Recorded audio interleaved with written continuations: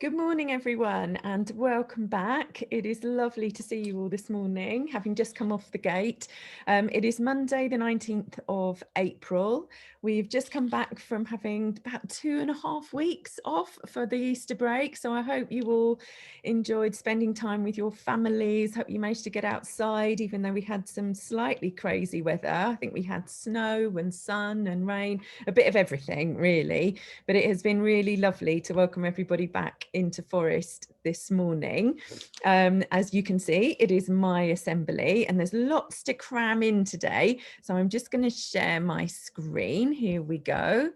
And let's get it up properly. Okay, so I wonder how many of you had lots of chocolate to eat over the Easter. I had a little bit, I have to say, and I've been asking a few of you on the gate. Some of you have eaten it all straight away, and others of you are working your way through slowly. So whether you celebrate Easter or not, I really hope you've had a lovely couple of weeks off. Just to let you know what I did, this was this weekend because it was finally warm enough. Me and my daughters, we went on a bike ride. Now I live right on the River Thames and we cycled from where we live right along the river. It was lovely, and look at the sun was shining, and we went to Greenwich, and there's this is on the way. This is the Thames barrier, a little bit of a photo opportunity there. And this is when we made it to the Cutty Sark in Greenwich. This was the end of our trip on Saturday, and then we rewarded ourselves with a drink and something to eat. So I hope you had some time outside. I know a few of you went to the park. You might have taken your dogs or your for a walk. You might have had a walk in the woods, seen some friends outside. So I hope you're all feeling refreshed and ready to go, just like me. Now, I'm going to talk a little bit about our previous value, because our core value last half term was kindness, as you are aware. And kindness means the quality of being generous, helpful and caring about other people, or an act showing this quality and expecting nothing in return. Now, we had such a wonderful half term of all different ways in which we were showing kindness to each other. And what was really lovely is that we had our very own random act of kindness day in the last week of term. And that was an idea put forward by Luke and Johannan. So thank you very much for you two. And if you remember, they made a video to introduce it to us all. And on that day, it was the Tuesday before we broke up. So we broke up on the Wednesday, if you remember. We set everyone a challenge, and that was to try and do an act of kindness, no matter how small, for someone else in the school. And hopefully that person will have noticed it and remembered it and have written it on a piece of paper so that we could extend our chain, our paper chain. So this was our random act of kindness day. How long is our kindness chain now? Now I'm going to stop sharing for a second because I'm going to get it up. I don't know if you remember how long it was before. It was about, well, I can show you on the screen, about that long, and I put it up in the hall. Now, let me show you. I can't even find the end of it. I'm going to keep going. So this is the first bit. I'm going to keep passing it across. It's going. Look at this. And every single one of these chains is an act of kindness done by someone in the school. And we've got children named on here, adults named on here. It's really lovely. Some parents are named on here. I'm still going. Look at this. Still going. Oh, it's so long. Look at that. A huge, huge chain. So even if I just look now at a few of them, let's see. We've got Zachariah played with me when I was sad. Miss Cross helped me with my, I think it is, with my work from Yakub. That's very kind. Evan helped me to fill my bottle at home from God's Time. let's have a look. Chloe D helped me when I was stuck in maths. So every single one of these has something very, very kind written on it. So I'm going to put this magnificent chain. Look how much of it there is. Again, look at it. Up in our dining hall so that you can all have a read. And I want to thank again Johannan and Luke for coming up with such a wonderful idea, and I wonder whether maybe we do the same every year, and that can be sort of part of your legacy, Luke and Johannan. You will be the first ones that introduced it, so thank you very much for that. Now let's go back to the PowerPoint. Our new value, very exciting because we are now in our summer term. I can't believe it. This year has gone so quickly. Our new value is collaboration. So collaboration means to work with another person or group in order to achieve or do something. Now, this is often to collaborate with somebody or a group of people enables us to do things that perhaps we couldn't do on our own. And there are lots of examples of collaboration. I'm going to show you a few, but in the meantime, I want you to have a think of a time when you have collaborated with others to achieve something. So have a think. When have you worked with another person or a group of people on a task, in a game, and felt really proud that by the end of it that you had achieved something? Now, it might be that you have been part of a team.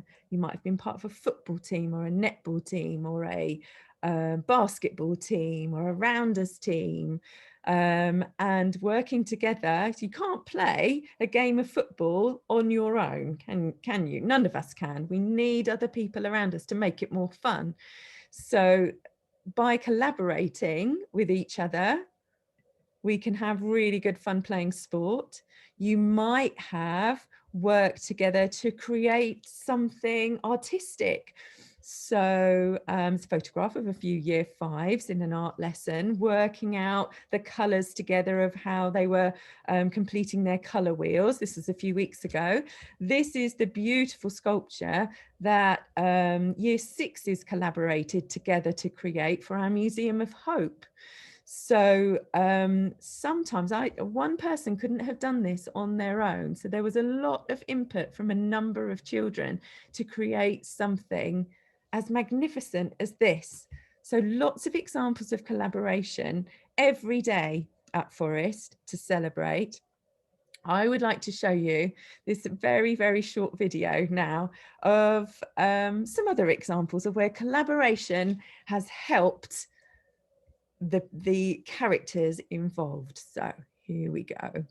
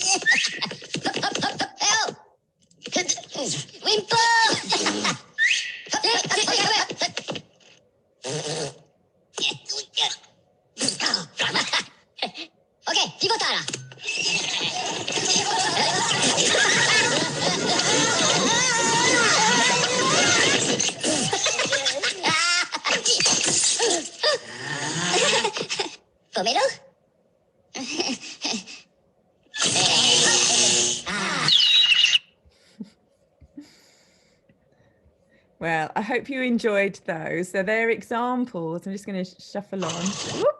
We're just going to shuffle on of how, whether you're a crab, whether you're a minion or a penguin or a human being, working together helps us solve problems and do something amazing all together. So have a think now to yourselves, what skills do you think we need to be able to collaborate well with others? Now, I was having a think to myself over the Easter break, and I've come up with a few, but you may have thought of some others. So if you can think of any that I've missed, maybe suggest them after you've watched this assembly to your teacher, or have a bit of a chat about it. Skills that you feel we would all benefit from developing, so that when we do collaborate, we get the best possible result. Now, these are the ones that I've come up with, is that we need to be able to communicate clearly. So we need to be able to say our ideas and to speak up if we've got a good idea, and we need to be able to explain them clearly to others. Now, that might mean explaining them verbally. It might mean drawing someone a diagram. It might mean acting something out.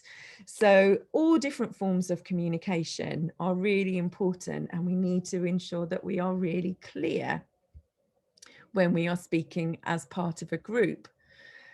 As well as making our communication clear, when we're not the ones sharing our ideas, we need to be really good at active listening. Now, if you remember our learning behaviours that we use for reading and in lots of other subjects, active listening means giving person good eye contact, not interrupting when someone is speaking, maybe nodding, making sort of encouraging noises when someone is explaining their ideas, and really, really listening to what someone is saying, because they may well have the best idea that the group can then take forward and develop. So active listening, I think, is one of the key things to be a good collaborator.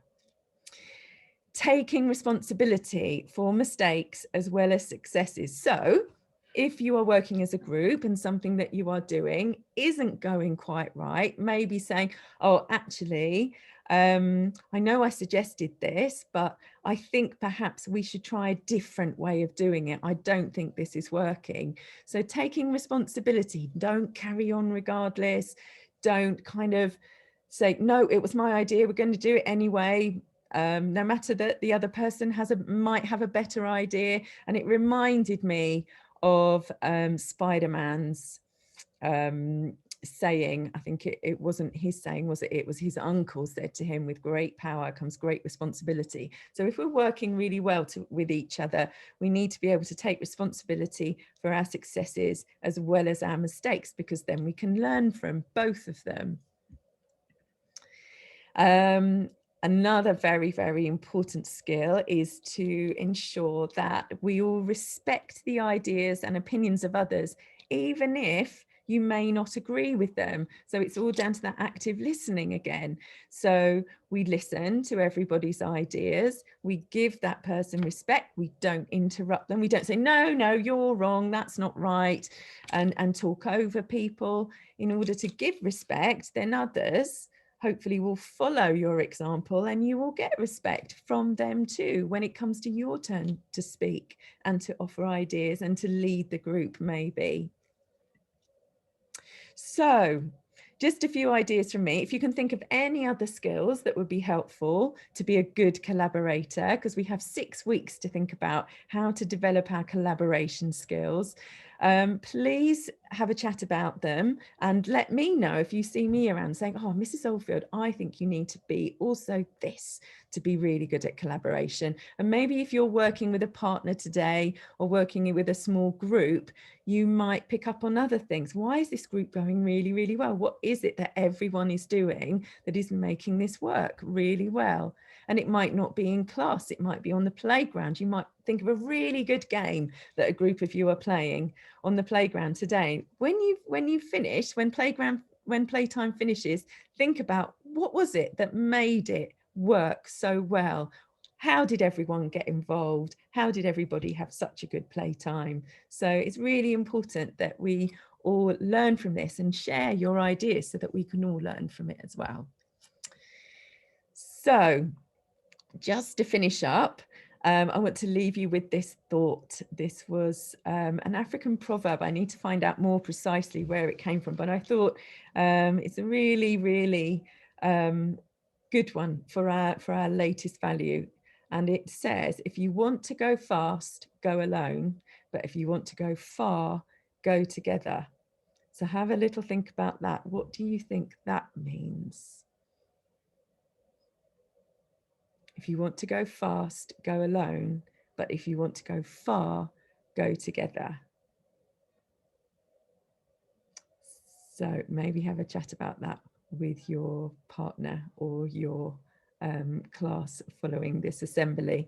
Anyway, I'm looking forward to popping into all of your classes today. Have a fantastic first day back and a fantastic first day of our summer term. All right, I will see you all later in the day. Take care.